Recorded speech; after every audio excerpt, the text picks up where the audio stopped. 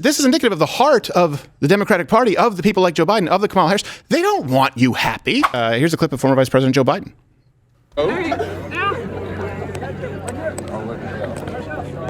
Look at Dan. Now, the very important thing I told my daughter and granddaughters, no serious guys till you're 30. Okay. Right? No what? No serious guys till you're 30. I'll keep that in mind. At least. Now, I know you, at first glance that seems really bad, but he also went on to, he's actually qualified as a finishing school instructor. He went on to teach her etiquette. I have to go. No, be polite. You have to be polite. Be polite. That's another rule. Well, it's good advice. It's a live show, by the way, Monday through Thursday, 10 a.m. Eastern, if you want to tune in here, not only on YouTube, and we're off YouTube. Nothing would make me happier than all of you going over to Rumble. Yes. Of course, Mug Club will be playing Photoshop or not, an extra full 100% of show. That's a percentage right there. Or you could just take the show and say it's ×2, Monday through Thursday, lightupscrowder.com/the Mug Club. Boy. Okay. Did you see how awkward that girl felt, though? Yeah, she was very uncomfortable. Oh, man. Can we all agree? I mean, sure, or is it conjecture at this point? Are we speculating? No. Yeah, she's uncomfortable. Yeah, she's So's the mom, because you hear her go, yeah, we'll keep that in mind, very, angry. Yeah. Well, if every girl that he touches, instinctively pulls away, that should tell you something. Yes. And that's what she's doing. She's like, I took a picture with the president, but that's all I wanted, Joe. Dude. I didn't want a hand on the shoulder in a creepy way. Right. Keanu Reeves takes every picture like he's doing jazz hands. Yeah. Yes. You're not supposed to touch people. That's kind of the deal now. Exactly. Unless it's with their permission. Right. You do the hover hands. Like she has ghost shoulder pads. Yes. I do that. You'll see a lot of pictures of this. Or that's why I go like this. So people are like, why are you doing this? Or number one or thumbs up. It's so that you can see where the hands are. Exactly. Back when I used to watch Three's Company. Hands above the covers. Yeah, that's true. I put my hand anywhere and I just go, no one will believe. No one will believe. Be polite. Always be polite. Let me look genuinely. Of course, okay, we'll move on from this, but I do have to ask you, if you're a dad, you have a daughter, or if that's your wife, anyone other than former Vice President Joe Biden, let's just get rid of all the white noise here from the media. And, they're just this is political theater. What would you do? Would you be okay with that if that was your daughter? Nope.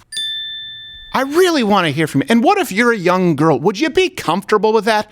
When we talk about, taking precautions and making sure that women are comfortable, he's just, look behind you. You've blown way past the line.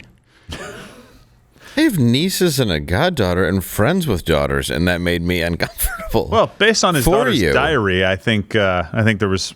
He's probably comfortable with doing a lot more touching than we. Which the FBI has not confirmed nor denied. The diary. But they did get mad at the people who stole it and say they stole a real diary. Thanks for confirming it. Yeah. No, you read my diary. It was a felony. Yes, exactly. People who don't know, Ashley Biden talked about showering with her dad beyond the point when it was age appropriate. Yes. This is not a conspiracy. She wrote it down. And the FBI, kind of like with Ilhan Omar banging her brother, Reuters and Snopes, they're like, well, we weren't able to confirm it, so it's not true. That's kind of your job, is to confirm it. Yeah. Here's the marriage certificate. Your guess is as good as mine. We really don't know. Oh, believe all women? Well, it's a diary. Yeah. She could. It's only an account of what happened. Just her deepest, most intimate secrets. Yeah. The search continues. Like Where's Waldo? The diary draped in candy cane wrapping paper in a peppermint farm. Only diaries. Instant, traumatized, accurate proof of what just happened. Right. I mean, you have the account that she wrote down, Ashley Biden, and then, of course, you have her entire life and behavioral choices as substantiating evidence. We can't do that. No. That's what we call a deadlock for a bet. So, look, we all know Joe Biden, and I want to ask this. We all know that he's creepy. I don't want to say pedophile. Gives off the vibe. I cannot confirm that, but it's we all know that. Okay. But I think people are missing something here. And no one's really talked about it. Maybe someone has. The advice that he gives this young woman is not only indicative of his character, he's trying to use it as an in with a little girl. It's horrible for women. It really, and this is indicative of the heart of the Democratic Party, of the people like Joe Biden, of the Kamala Harris. They don't want you happy. They don't want you they don't want you to have a fulfilling life with your own nuclear family, basically your own microcosm of an effective government, because they believe it takes a village. They want you to be dependent on the village. So let's go back. I want to watch that clip again. Just now, I want you to watch this through the lens of listening to his advice. Yeah. Now, the very important thing I told my daughter and granddaughter, no serious guys till you're 30. Okay. Right? No what? No serious guys till you're 30. I'll keep that in mind. At least. Or when you're past 30, you can just do like Jill and pick me. Because when you're 30, you can settle down because nobody's going to want that. Right. Was someone saying at least? Yes, somebody said at least. Somebody said at least. Oh, jeez. You're 21 years past your prime at that point. Right. Oh, gosh. You're like Gordie Howe playing with his son. You're there, but it doesn't matter anymore. So here's the thing. It's not just former Vice President Joe Biden. You see this from a lot of cultural institutions, from people in the media. Let me read you some headlines. So from Pop Sugar, why you should absolutely wait until after 30 to get married. Brides, I guess, is a magazine. Why getting married in your 30s is the new normal. Elite Daily, 5 good reasons why you should wait until you're 30 to get married. Author Joy Chen, don't marry before you are 30. You hear this a lot. Okay, so let's walk through this for a second. And we'll be taking your chat here in Mug Club. I think this is an important conversation to have. This means that young women aren't even supposed to look at serious relationships until they're 30. Now, before I do some math, yes, I get it. Male privilege, right? Can we all? Okay, white male privilege. Everyone just, okay, we get it. Okay, so we're not supposed to have an opinion. I get it all. But there's biology here that does matter. And it is true. There is a different standard for women than there is for men. The consequences are more catastrophic because you do have a biological window and you do have a choice to make. Men have choices to make in different facets. You do have a choice to make. You can't have all of the things. Yeah. You can't become a CEO of the most powerful company well into your 30s and then want to be, or you can, but the chances are slim, a mother. You can't go through second adolescence and then also be equipped. If you only start looking for serious relationships when you are 30, be equipped for a serious relationship. So let's do some math here. They're not supposed to start looking at serious guys until they're 30. That's what he said, right? No serious guys until you're 30. So the median length of dating, and all references are available at loudwithcrowder.com, before engagement is about 3.5 years, 3.3 years to be exact. Okay, so now you're at 33 and a half. Let's call it 33. The average engagement lasts 12 to 18 months. Let's call it a year. Okay, now you're at 34 and a half. Then the average amount of time that people wait to have children after marriage is 3 years. So now you're looking on the low end, 37 and a half, more likely 39. So assuming that you follow the former vice president's advice, Mr. Right, as they call him, if you were to meet the perfect man, meaning immediately when you turn 30, and you have not been looking at any serious relationships, if you hit the lottery and immediately meet Mr. Right, you're still, on average, at the soonest, looking at becoming a mother at 37 years old. I know some of you are going to say, well, not all women want to be mothers. Great, I understand. This isn't for you. Your opinion may change in 5 years, which is something that we'll get to. But this is a biological reality. If you follow that advice, 37 years old is when you would be looking at starting your life as a mother. If you understand the consequences that we're about to go into, just hit the like button. It helps with the algorithm here on YouTube. Full disclosure, of course, I think as more Christian conservatives, I don't think that's a good idea. I don't think you should be getting married at 16 or 18. But we do believe in the woman of our youth. That is ideal. Yeah, absolutely. Whatever, not Jerry Lee Lewis. Right. There's got to be a happy medium. There's got to be a happy medium. Come on, you can't. Look, I was a guy who was looking for a serious relationship. My wife was looking for a serious relationship for a long time, trying to find the right person. You didn't think it would happen for you. You didn't. You thought Coldplay and track lighting spelt something else. Yes. And that was a lonely Gerald. Still spells it. No, it really doesn't. I have a wife now. Also, the fact that you slept in a race car. Yeah, well, that's a personal choice that I will defend. Not a bed, just a race car. Just slept in a race car. Tossed some dinosaur car. Sheets in there. I'm like, come on, there's no synergy. It takes time. Like, really, it takes time to find somebody. And then you are in a position where thank God, my wife is a little bit younger than me, so this works out a little bit better for us. But she was getting closer to that time where, okay, it's going to be more difficult if I wait too much longer. We had kids, we got married, we met, got married a year later, and then had the largest baby known to man. Had a giant child, yes. Yeah. He's a baby one time. He's like, oh, he's 1. I'm like, he's 1? Yeah. He was like, how old do you think he was? I'm like, 3.5? I don't know. He's doing pull-ups on the bar. He's doing the Iron Cross. I thought he was watching Honey, I Blew Up the Kid. It was just home movies. Yeah. No. I think it's Honey, I Blew Up the Baby. Baby. Honey, I Shrunk the Kids. Baby. Honey, I Blew Up the Baby. Baby, sorry. We have to get We have to get the I'm canon, sorry. the canon of Honey series correct. The Honey's down. Got it. Then there's Honey, I Got Punched in the Upper West Side. Yeah, that's right. For Rick Moranis. Yeah, Honey, the knockout game. Yeah. Oh, gosh, that was tragic. I'll never walk again. So 37 years old. Okay, 37 years old is when you're looking at becoming a mother at this point. If you follow Joe Biden's advice, that is when 90% of your eggs are gone.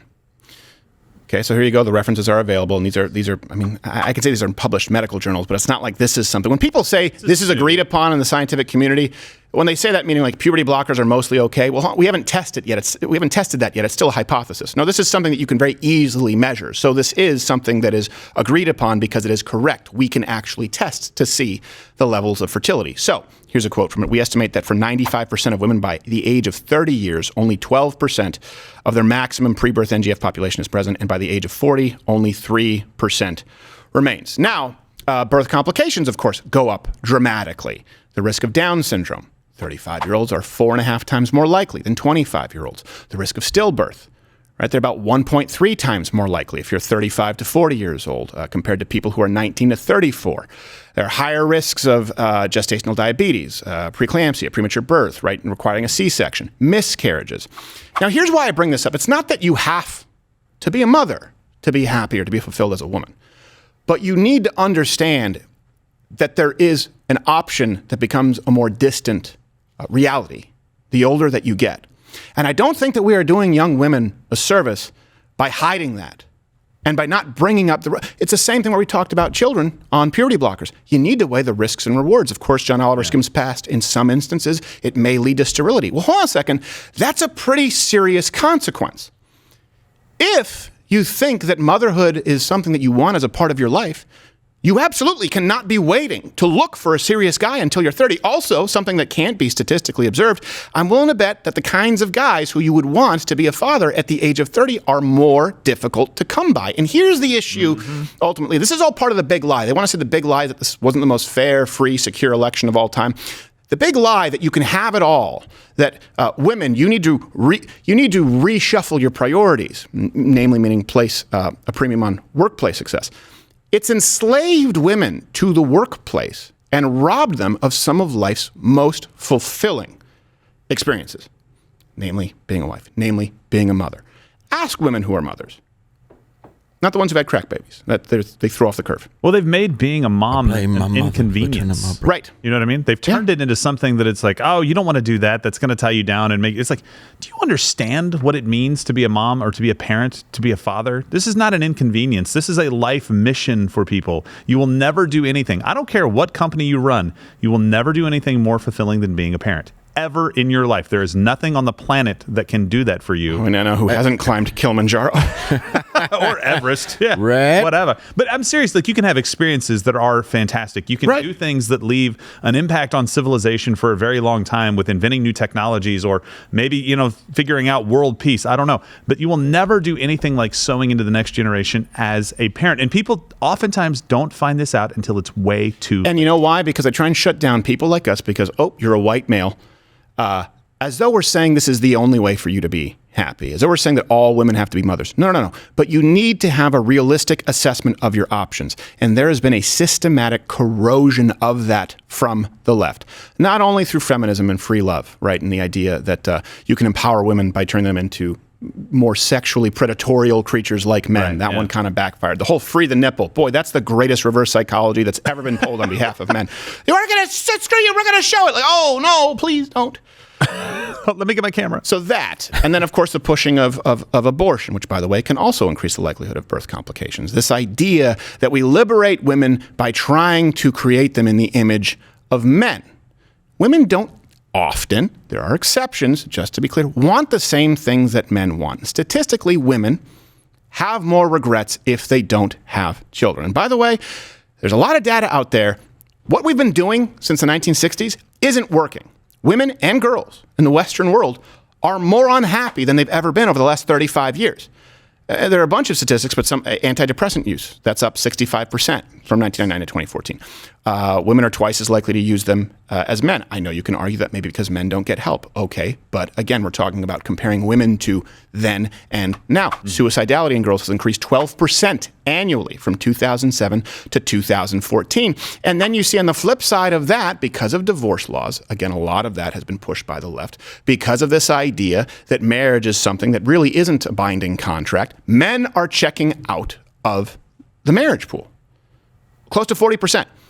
So if you're looking for a man, no serious guys until you're 40, well, guess what? You're probably looking at about 40%. At least it's probably higher in men over the age of 30 who don't want to get married.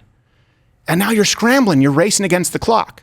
You've been chasing the wrong things. Isn't it kind of funny that when you watch every Disney film and you see these leftist films, it's always the business owner, right? If the businessman shows up, he's bad. It's a Harry Chapin song, right? Oh, he only cares about business. Dad can't come to my baseball game because he's at work. When it's a woman, however, that should be your singular pursuit because that's where you find self-worth. All I want, especially for my daughter, and I've been thinking about this a lot, is for her to have a choice and for her to be accurately, now not a choice to kill somebody else, to have a choice as it relates to her own life. If she wants to go become a CEO and forego being a mom and a wife, fine.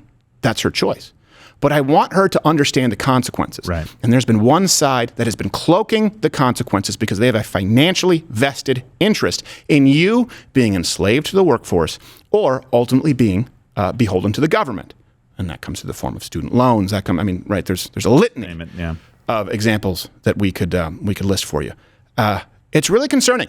And sure, we see creepy pedo Joe being creepy former Vice President pedo Joe. But the advice is reflective of, unfortunately, a cultural undercurrent that is making women less happy than ever. It's not working. Yeah. Well, I think pedo Joe was also, not pedo. What do we former call Vice him? President, yeah. Yeah. Respect the office. Right, sorry. May have just been trying to make a joke, and, because when he was born, people really only lived to be 30. Right, yes. And that's why they have like 12 kids, because 4 of them will get kicked by a horse. Yeah, you never know. Polio's the other 4, Yep. and then they got to have 2 more just to make up for the 8 that died from horse and polio. Yep, and that's making a comeback now. Yeah, polio. big time. And it's... Thanks, Jenny McCarthy. We appreciate that, yes. I think there's also a problem with arrested development in our entire generation. And I say that dressed like this. It's but it really is. I think it's Gen X, millennials, then you go into Gen whatever Z, which is boomers. and we're boomers to them when it's right, like exactly. it's like we're not. We made you. Right. And that's what they say to millennials. Like, I'm a millennial. Like, okay, boomer. What? All right. Yeah, you take pride in not knowing anything that came before you? That's a weird... We'll get into that in a month. Yeah, no. point. It's very upsetting. Yeah. But I think there is an element to that where then it becomes, you're going into dating. You're not really... There's not a maturity now that comes until you're 30. Like, so regardless of where the biological clock is at, you're not ready to do these things because the growth isn't there. Right. And I think also when you bring in stuff like pornography, yep, there's that element where the actual sex act is not the same as the thing that you've been getting, through puberty, really. Right. Yeah. Until you actually, and that's disappointing to men, possibly to women. I don't know, because I only know. We did a segment, Your Brain on Porn. Gary, was it Gary Wilson? I can't remember his name. We talked about that, where they have thousands of sexual climaxes before they've actually had a sexual interaction with a woman, a lot of young men. And men now are saying, young men are saying, the juice isn't worth the squeeze. I don't want to be falsely accused of something. I don't want to be fleeced. I don't want to lose my shirt. So you know what? I'll just play video games and use pornography. And it is a second adolescence. And you know what a brilliant ploy is? Hey, make sure that everyone goes to college and it's paid for by the government so that they are basically experiencing 4 years of glorified alcoholism until 22 at the minimum. Well, that's what I mean. You're essentially doing high school twice at this point now. Right. Because it's really not this Institute of Higher Learning. Like, at least you would take your college seriously at some point. You'd party, but there'd always, even if you watch old movies, it's still about studying to some degree. Right. And then maybe you go on. So, but by the time you're 30, you just stop being a kid. Right. Like, things have just shifted. And that's how it appears Yeah, to I know me. it's called second adolescence, but he's saying no serious guys until that means you don't even start thinking about it. Yeah. Absolutely. And we've just become, we've been selfish. Do you always kind of find this funny when you look back at previous generations, people that are in their maybe 60s, 70s, 80s, and they tell you their life story? My parents got married at 15 and 16. My dad was working a full-time job when he was 13 years old, right? As a Gross violation of child labor laws. But just a different mentality. Like there were consequences to their actions. There was responsibility, right? There were people telling them that if you want to get ahead in life, you have to work hard. Nothing's going to be given to you. Not everybody went to college. That was looked at as something that, hey, some people can go to college. I'm going to go learn a skill and a trade and become very good at what I do and make a pretty good, comfortable living for the rest of my life doing it. Right. Not anymore. We've told people that you're entitled to everything. You can be lazy. Don't do anything serious until you're in your 30s. You're making terrible life decisions for people, and you're doing it for control. And you're also not celebrating the differences. We say we want to at all. We want to celebrate diversity as it relates to what? Race, as it relates to sex, as it relates to sexual orientation. Well, why do we assume that it's right for all people to go to college and to get a master's degree and to saddle themselves with debt? Why don't we assume that it would maybe be comparable to the rest of all of human history, that some people, it's perfectly fine, they should maybe join the military. Some people should learn a trade. Some people should start a business. Not everyone needs to go to university, but we do know that if you go to university, it is going to stall your development on a personal level as far as relationships. People tend to not be engaged in long-term relationships, which is different. A lot of people used to actually have their high school sweetheart, their college sweetheart. Now we've been encouraged. No, go out and experiment. By the way, that is something that biologically is natural for men. Doesn't mean it's right? Women typically, the norm, want to have a lot of sex with one guy. They want to lock down one guy. That's kind of the goal. Someone who's a good provider, someone who is a good man who will keep their children safe. And men want to have sex once with a lot of women. That's the way we're wired. It doesn't mean it's right. We have to curb some of our natural basic instincts, right? That it's a constant struggle if you believe that human beings are inherently flawed. If you believe that everybody is perfect and God doesn't make mistakes is the philosophy, which is totally different from what we're talking about, but that's what they use as cover for everything. Yeah. I want to go on puberty bloggers. God doesn't make mistakes. Okay, all right, your justification is as good as mine. We've empowered women by saying, hey, let's turn them into men. It's why female action heroes don't work. They don't work. Superheroes, okay. Superpowers, fine. But you can't empower women by saying that they're just as good as a man at things that men do better than women. There are things that women do much better than men, of course. Being physically strong is not one of them. For proof, see pull-ups. Like baking, sewing, not having an opinion. Yep. Being barefoot in the kitchen. Yep. Yeah. Probably Cutting the lawn. I used to be able to say being pregnant, but now I guess that the field's open on that one. Yeah, I guess that was ruined yesterday when You got some competition, When I ladies, gave from up being hope. pregnant. Yes, men can get pregnant too, and you just go, all right, Yes, okay. fine. So I do want to hear from you guys. We'll be taking your chats a little bit later. It is concerning to see this kind of advice being doled out, and that this is the state of our culture. Women are miserable. Men don't want to engage with women, and you know what? You lose your society if you lose the nuclear family, and it has been very clear. And I can't say that there's a concerted effort where they've all had a meeting behind our backs. But again, if you look at every single policy, all of them, let's just say through happenstance from the left, if they had their way, would be detrimental, would be corrosive toward the nuclear family.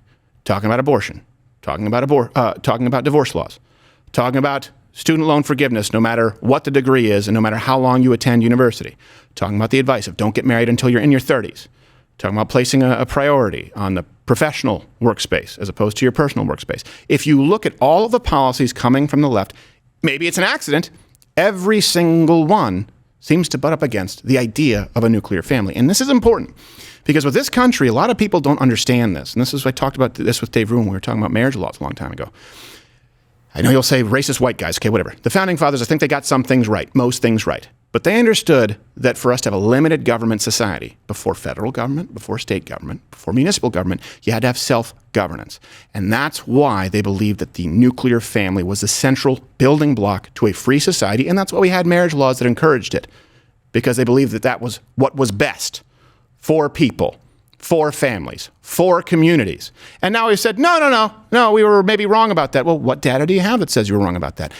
All of the evidence that we have from the last 40 years, it's made women less happy, more suicidal, more miserable. It's not a good thing. I think that's really what it boils down to. Is your life any better? Watch Louder with Crowder live, Monday through Thursday, 10 a.m. Eastern.